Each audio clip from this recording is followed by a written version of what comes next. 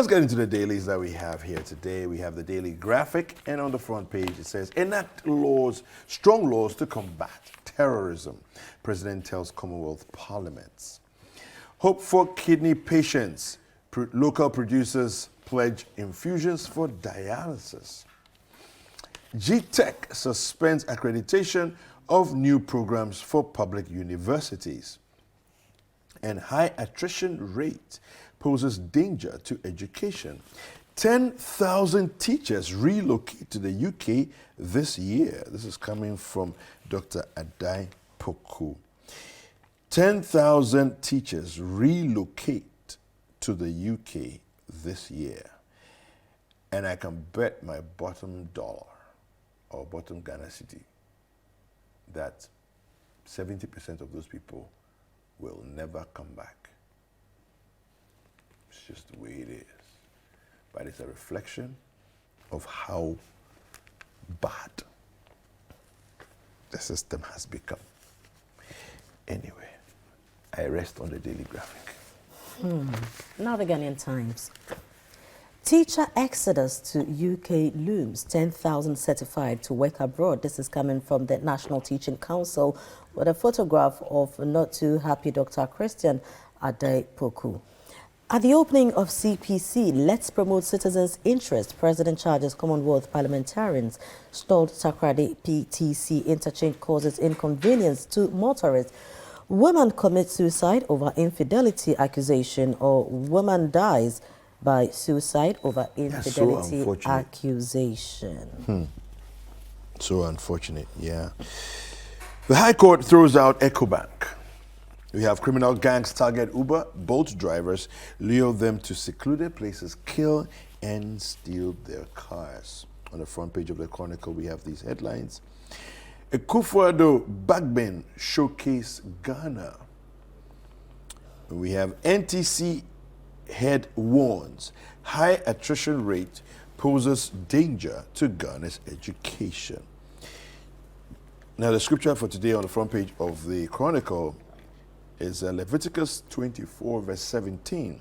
If a man takes the life of any human, he shall surely be put to death. Now, on that note, you know this issue, I have always been very upset with Uber drivers and other ride-hailing drivers who, when you call them, then they're asking, where are you going, you know, and all those kind of things. I used to get very irritated with them. But with the advent of this sort of thing that's happening, you know, and people luring them into places and, you know, it used to be just robbery, you know, but now they're killing them. Yeah. And stealing their cars. You know, I don't blame them if you're asking me where I'm going. Yeah, because you see, ideally, that's not how it works. The ride-hailing app, you're not supposed to ask the person. When the person has, you have accepted it, you just arrive at the place and everything. But the way the country is becoming, it's pretty serious. Yeah. I agree. I mean, you can't be too careful. Yeah. Yeah. Anyway, now moving on to the Business Finder. High attrition hits education as UK employs 10,000 Ghanaian teachers. Fintechs can do more to spur economic growth. This is Certain Upon speaking. Add value to crops to stay competitive on global markets. You can also find the market summary sponsored by Access on the front page of the Business Finder. So the anchor has these headlines. It says here, Ghana needs a transformational leader, says Alan. Visually impaired teachers cry for help as Ghana marks World Teachers Day. Yes, and today is World Teachers Day. Bakosro Wontumi runs to police over Ken. NDC minority front still divided as 3 wise men missing at hashtag Occupy BOG demo. And he has photos there of Haruna Idrisu, Honorable Muntaka, and James Aveji. Yeah. Let's now move on to the Daily Guide. Ato Forsen begs for settlement in €2.37 million case. MPs should represent citizens' interests. This is Nana speaking. Ken denies looting remarks. Include dialysis on NHIS. This is the WHO country rep advocating. And a sad one here, Winneba level 300 students commit suicide, so she died by suicide. And you have the picture of the beautiful late Rita Anani here. Now, on that note there, there's an advisory that we don't use the term commit suicide anymore, because the use of the term commit suicide was coined when it used to be criminal. Yeah. You know, you commit a crime, so you commit suicide, but it's no longer that, and so it's considered outdated and insensitive. It historically criminalized and stigmatized those who died by suicide and their families. All right, it's more respectful and appropriate to say died by suicide. So those of us in the press, especially, take your life. Yeah, or take your life. Yeah. You know, so she took her own life. It's a better way to put it than to say commit suicide. Yeah. All right. The Daybreak has these headlines here. It says, "You go explain tire."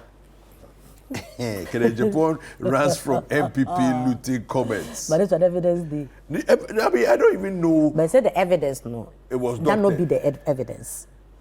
I don't understand. I don't know if sometimes it's like, okay, so how are you going to explain it? It's like, yes, it sounds, some of it, you see, there's a context for the conversation. We were not there.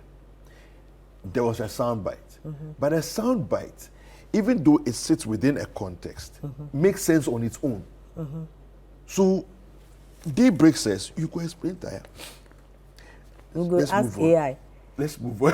AI was in the meeting. We'll ask AI. AI, what really is the what really was the combo? We'll ask AI. Anyway, yeah. Political season. It goes next year goes sweet though. Papa, I'm looking forward to that. Let's Commonwealth values benefit citizens. Ekufuado speaking.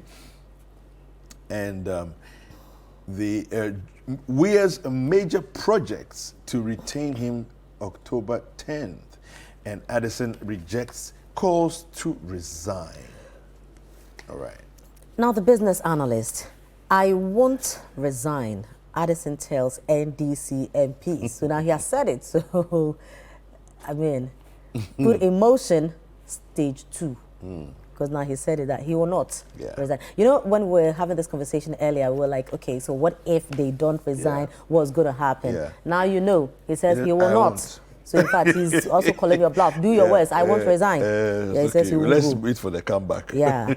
Tema Oil Refinery workers demand dissolution of board over incompetence and alleged underhand dealings.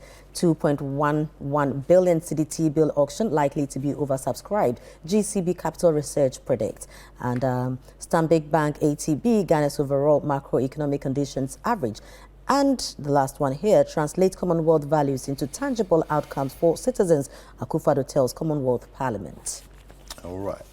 Now I have the BNFT here, and it says, Professor Douglas Boateng chaired institutions shine at CEO Awards and CIMG Awards.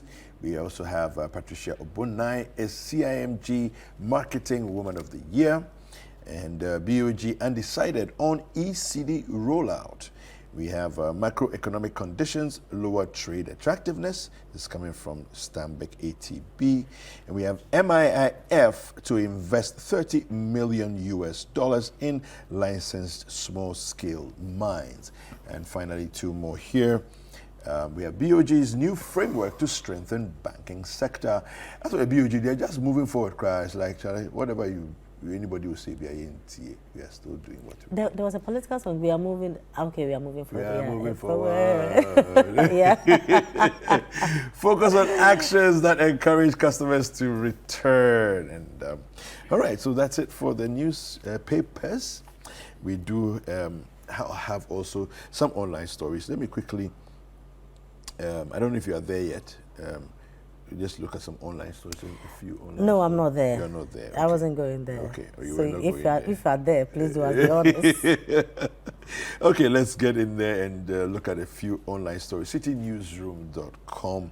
Just briefly before we go for sports, we have Savannah region. Accident on Dolly Bridge blocks road again. We have some trending stories. We have 2023 BET Hip Hop Awards. Black Sheriff wins Best International Flow. Congratulations to Black Sheriff.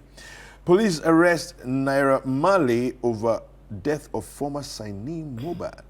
And we were having this conversation last week when it came up.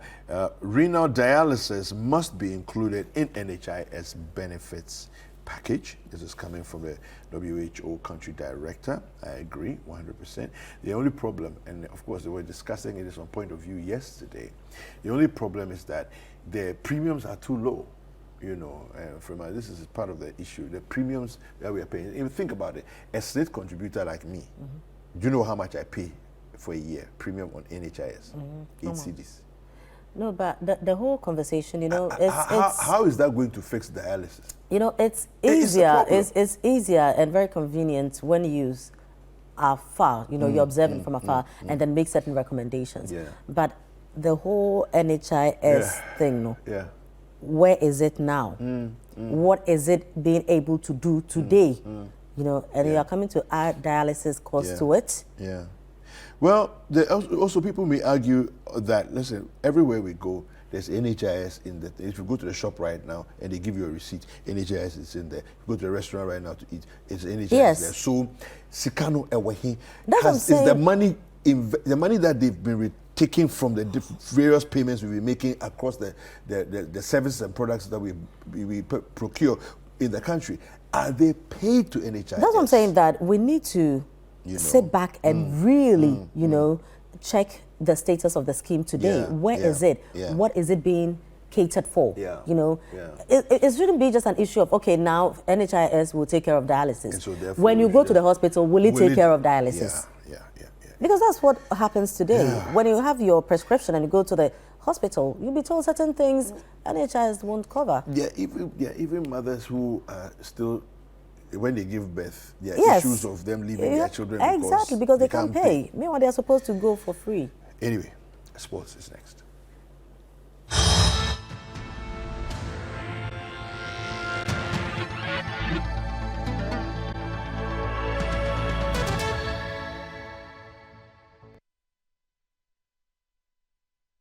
All right, now on the sporting front, we have 23 players have been called up by Chris Hughton for this month's international friendly matches against Mexico and the United States of America. Now, Brighton and Hove Albion defender Tariq Lamptey has made a return to the squad following his brilliant start to the season in England, following his comeback from injury. Now, also in the squad is Deputy Captain Thomas Tepate, who missed the qualifier against Central African Republic due to injury. Now, Ghana will take on Mexico at the Bank of America Stadium in Charlotte, North Carolina, on Saturday. And now that's October 14th, before taking on the United States of America on Tuesday, October 17th, in Nashville, Tennessee. Coach Chris Hughton is expected to use the two friendlies as part of the build-up to the FIFA World Cup 2026 qualifiers in November and the Africa Cup of Nations in Cote d'Ivoire. Okay, now we have some Champions League news. Manchester City kept their 100% start into the competition with a 3-1 win at RB Leipzig on Wednesday. Phil Foden, Julian Alvarez, and Jeremy Doku got on the score sheet for the citizens. Now, Newcastle United produced the performance of the evening as they beat PSG 4-1 at St. James's Park. Now, Miguel Almiron, Dan Burn, Sean Longstaff, and Fabian Schär got the goals for the Magpies, while Lucas Hernandez got the consolation for the French side. Now, Barcelona recorded their second group stage victory via a 1-0 result at FC Porto, thanks to a Ferran Torres goal in the first half from an Ilkay Gundogan assist. In other results, Ghana's Osman Bukari scored and assisted Red Star Belgrade when as Red Star Belgrade drew 2-2 with Young Boys, while there were wins for Atletico Madrid, Lazio, and Shakhtar. And finally, FIFA confirmed on Wednesday that the 2030 World Cup will be held across 6 countries in 3 continents. Wow, this is quite interesting. Spain, Portugal, and Morocco have been named as co-hosts. Okay, Spain, Portugal, and Morocco as our co-hosts, with the opening 3 matches taking place in Uruguay, Argentina, and Paraguay. The opening matches in South America are to mark the World Cup's centenary, as it will be 100 years since the inaugural tournament in Montevideo. As in previous World Cups, Uruguay, Argentina, Argentina, Paraguay, Spain, Portugal, and Morocco will all qualify automatically as co-hosts. The decision is set to be ratified at a FIFA conference next year. Now, FIFA also confirmed only bids from countries from the Asian Football Confederation and the Oceania Football Confederation will be considered for the 2034 finals. All right, FIFA doing some interesting things on the footballing front.